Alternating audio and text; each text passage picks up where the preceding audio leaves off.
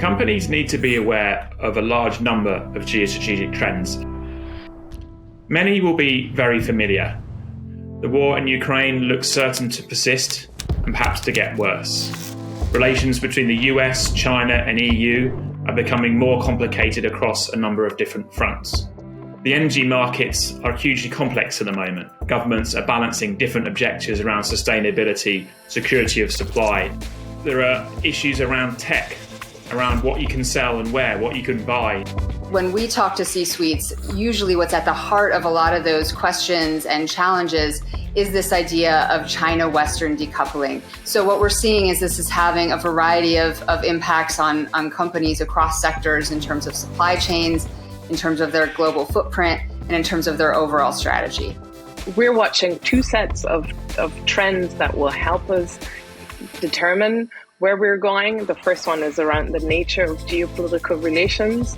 Are we moving away from a world of rather open and loose alliances towards a world with more stricter alliances and almost a bloc logic? And the second set of trends that we're watching is around the nature of economic policy making by governments. So here the question is, are we moving away from a rather open and international liberal economic policy making towards more interventionism, more statism in order to secure national self-interest?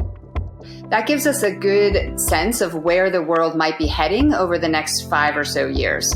So that gives us a set of 4 different scenarios for the future of globalization, ranging from something like self-reliance reigns, where it's more isolationist environment, through to Cold War II, or perhaps a friends first environment where countries have an overlapping series of alliances and trade networks, or perhaps even heading back towards something more like globalization lite.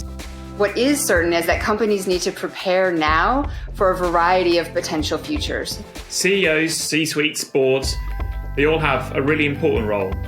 They have to equip their organizations to flourish in this new environment. But secondly, I think they have a role in standing up for globalization and in standing up for international trade. In this era of geopolitical disruption, it's really important that companies do 3 things.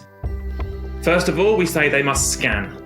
They must look outwards. What's going on in the environment around them, in the economy, but crucially here, of course, in the world of geopolitics.